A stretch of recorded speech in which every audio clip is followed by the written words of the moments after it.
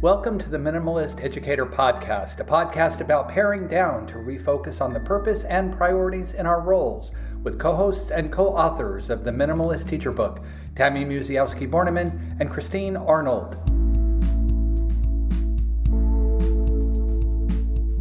On today's episode of the podcast, we talk about one teaching point. We discuss what that means and some real-life examples of what it looks like, and some non-examples as well.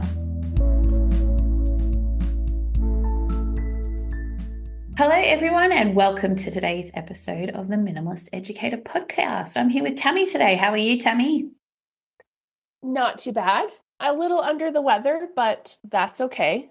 I'm here with you and I'm excited to talk about today's topic. Oh, that's good. That's good. How are you? I am very well, thank you, and very excited to be here today. We are talking about the idea of one teaching point. One teaching point. What does that mean, Tammy? Well, I feel like it's pretty explicit in those words, right? So, yeah, but we know education. True, yeah. But we know that education can have like smoke and mirrors and all of these other things going on. But really, it's really focusing in on one learning target or objective. I know objectives are bigger, but just really sticking to one thing that you're teaching your students for that time frame that you're in. And so, again, this can be any grade or any topic because we know that if each lesson that we teach or each discipline or each subject or whatever, we're going to have something specific that we're teaching. Now, if we're doing some integration, there might be, like if we're reading some social studies topic in ELA, that might look a little bit different, but it's probably just different in like the content that you're reading. So that's not going to muddle with your one teaching point. So it really is just focus on teaching one thing to your students so that there isn't a bunch of confusion. Right. I always think about it as what is the one thing I want the students to take away from this? What is the main thing I want them to leave here with? That's always my thought with the one teaching point. Yeah. And I find going into different classrooms, that's what I'm looking for.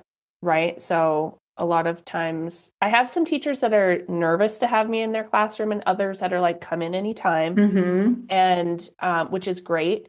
And that I tell them my focus is I'm looking at what students are doing because that's telling me what you've taught them or what they're learning. And so that zeroes in on what was the teaching point. Are the kids doing or saying or, whatever the task is, what you set out for them to do. And it sounds so simple, but it's easy to get caught in teaching too much at one time. But we talked in a few episodes ago last season about cognitive load. Remember that? I do. Actually, I think it was back in season 2. I know it seems like just a heartbeat ago, but I think it was it was episode 37, which I think was in season 2. But yes. Wow. Oh my goodness. But yeah, it kind of relates to that too, right? So the less we have on our mind, the better we can focus. So if we're teaching a singular skill or a piece of content to students, then it makes it easier for us and them because there's no confusion in what the direction is. For sure. Absolutely. Yeah, I think we're definitely at risk of hitting that cognitive load level if we're trying to do too much in a single lesson. Absolutely. It reminds me of watching a writing lesson a while ago now.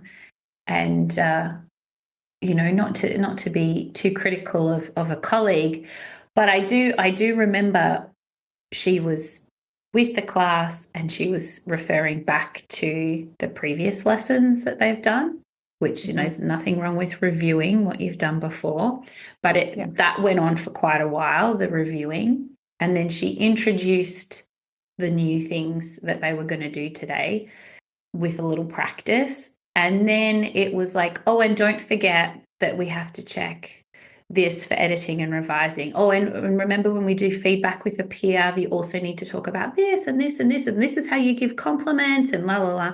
And by the end of the lesson, I was confused about what the main idea was. So everything she said was wonderful and relevant and necessary, but all of it together in one instructional lesson was I was like, I'm not sure what the takeaway is here.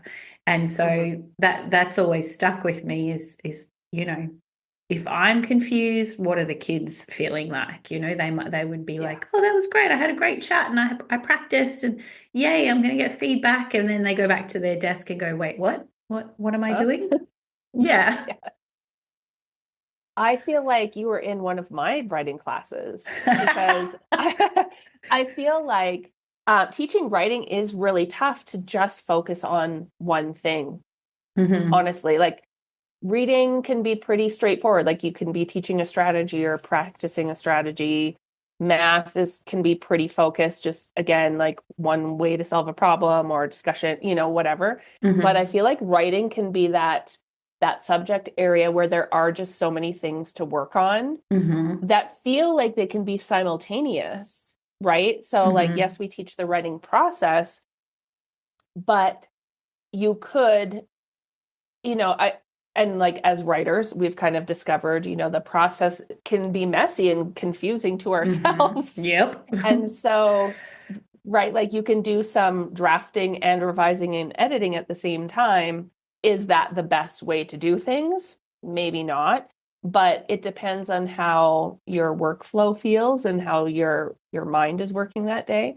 So I can definitely relate to that messy writing lesson and just being all over. But I think the important thing is I feel like I became very good at stopping myself and being like, okay, hold on a second. Let's refocus on what we're supposed to be doing today. And that is this thing. So make sure, yes, I said a lot of other stuff. Let's erase it and just say, okay, this was the teaching point. We're just looking at, how to use a question at the beginning of a story or whatever it is.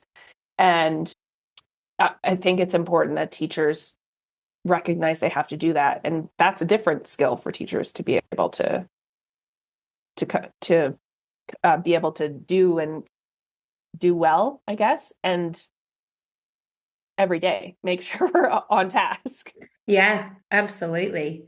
I'm already thinking about some ways that people might be able to keep coming back to this one teaching point. But before we get to that, I'm wondering whether you feel like it is this feeling of urgency that we have as teachers that it doesn't feel like enough. Like if I'm just doing one teaching point, is that enough? If I have 6 periods in a day and I've got 6 teaching points, is that enough in one day? Yeah. Do you think that could be part of why it's so challenging for people? I would think so. I think culturally and societally, we've just learned to become people who, we try to cram in as much as we can in our time because there's just so much to do. And that's like in personal life and in teaching and other work forces, right? And we've seen that it doesn't really work out that well for us if we try to do too much because it does lead to confusion and frustration and kids shutting down when there's too much going on. I mean, I shut down. So like, stop, what are you talking about? But yeah, I think we're in this, it's almost like a false sense of urgency, kind of like, are we realistically probably have enough time to do the things that we need to do if we became more efficient at sticking to the teaching point or, because if we're able to do that, would we have to do less reteaching? Right? Like it makes you rethink of how your time might be spent in the classroom. It does, yeah. Right? Yeah, for sure. Yeah. So do you think we're ready to launch into some strategies for how people can stick to this one teaching point? Sure, I think so. I mean, we could go on and on about some crazy lessons we've seen or even taught, but we'll not relish in that. Oh yeah, We'll, no, yeah, we've all been there where we've lesson has completely got away from us, and we're just left yeah, thinking, what was that? What just yeah. happened? I mean, it's good storytelling later on, right? It Nothing is. else. It is. Yes, we could write a book of just that, I think, probably. Yes. Yes. Well, one thing I'm thinking of is, well, I know some people have to do it, but is Hmm. writing that objective in the Hmm. room or on the board somewhere. That's one way to keep Yeah. it front of mind, right? Is to have it Hmm. written right in front of you, right in front of the kids. This is the point that we're working on today. Yeah, I see that in a lot of classrooms, which is great. Sometimes it's written just as an objective statement or an I can statement. Mm-hmm. Um, and so, and I've seen teachers, read it to their class and the students read it to the teacher and to each other. And so that there's some of that kind of internalizing at the beginning of the lesson. So, um, does that mean that they always stick to that? No, but at least the intention is there. Sorry, I Yes. took a slide into the other side there. But the intention is there, which is great, right? So like teachers are intentionally putting it in their plan book and putting it on the board Mm-hmm. as a reminder. So related to that, I think that teachers could, and even students, if they're hyper aware and reflective, checking in with that teaching point throughout the lesson. Mm-hmm. So, right. So like if it's introduced at the beginning of the lesson and then maybe after the mini lesson. So just to say, okay, was the lesson related to what our objective was? Yes or Mm-hmm. no? Do we need to make tweaks? Do we need to talk a little more? Whatever, do a little more. And then when students go off to do their partner or small group work, again, like, okay, when we're in our groups, this is what our focus is. And just making that part of the group protocol. So Mm-hmm. before they start, they're like, okay, this is what our target is or what our teaching point is. And so that's what our focus is. And then again, like it almost seems like beating a dead horse, but then again at the end of the small group time, okay, did we do that? Okay, great. Then we're on track. And I think teaching students to do that it makes them reflective on what they're learning. And then, of course, Mm-hmm. with the lesson closure, right? And that Absolutely. often gets dropped off a lot of times in lessons because kids are doing the activity and there's not enough time to wrap up. And so teachers aren't getting back to the point of this was what we were trying to do today. Did we do that? And Mm-hmm. so that's something that it was hard. It's hard to do when you only have like 45 minutes Mm-hmm. to do something and you're trying to do all these lesson components and then have some kind of closure. But it's so important to have the closure. Like For sure. you can't drop that. Absolutely. That was one of the things I was thinking is, some sort of closure or a review or reflection or, Mhm. pre-planning your exit ticket around Yeah. your teaching point so that going into it, okay, I need them to respond at the end of the lesson about what we've done today. I think that's really powerful.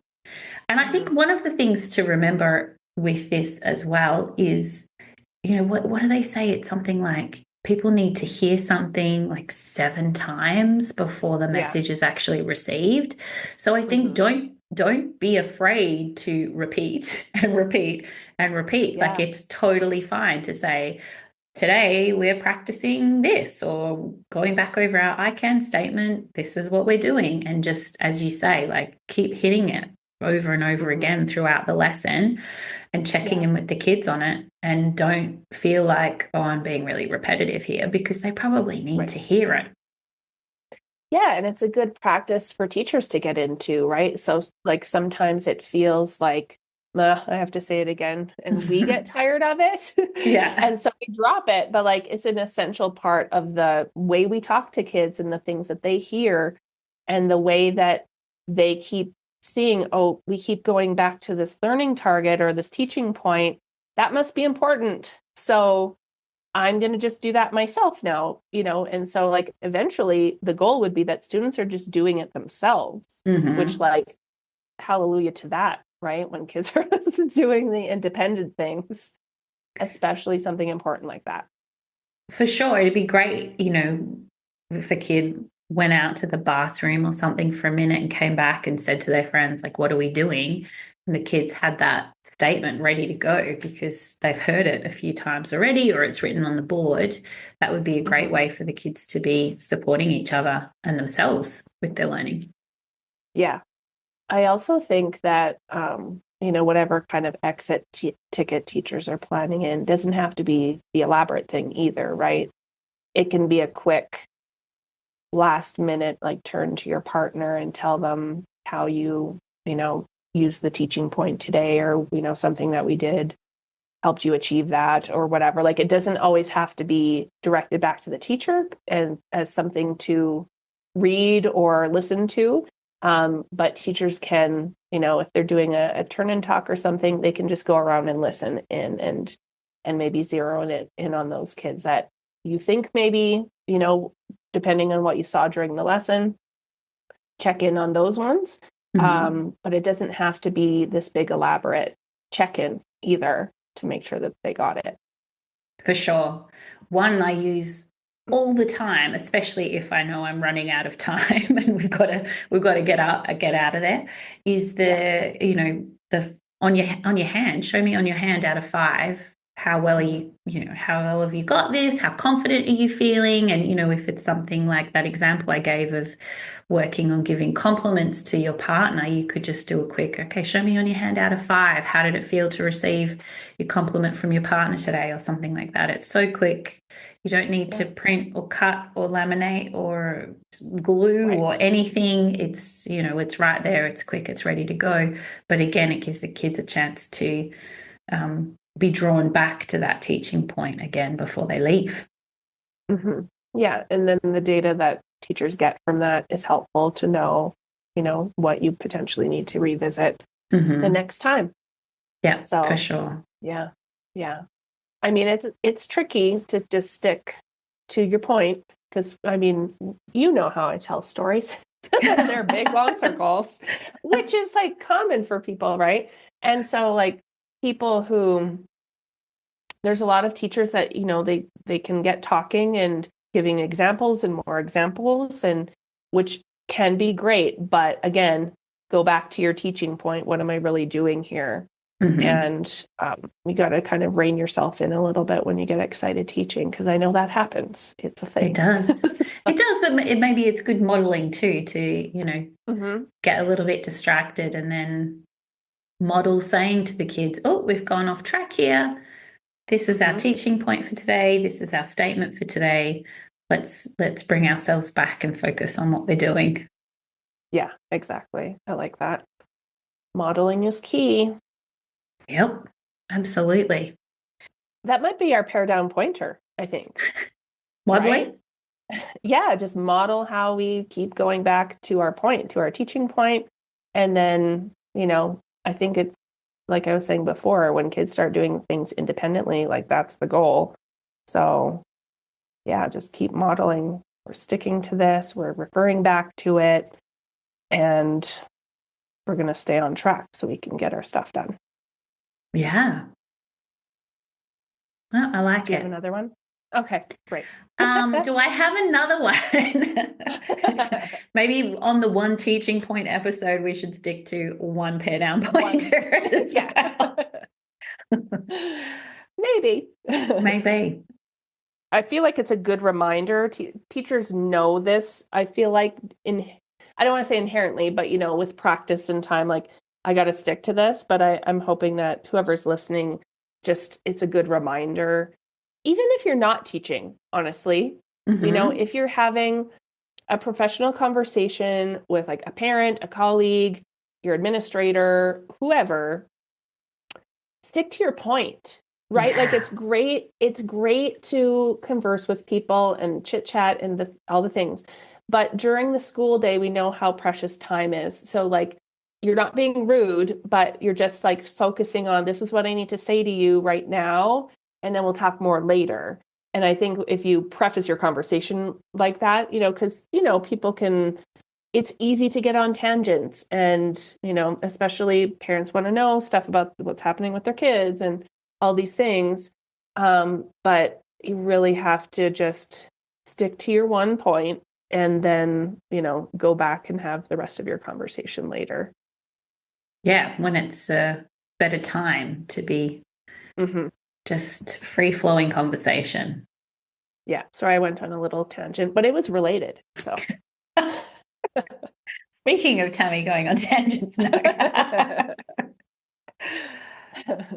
Okay, thanks, Tammy. That was a great conversation. We'll wrap it up there for today. Thanks for listening, everyone. Today's episode was brought to you by Plan Z Professional Learning Services, forward-thinking educator support.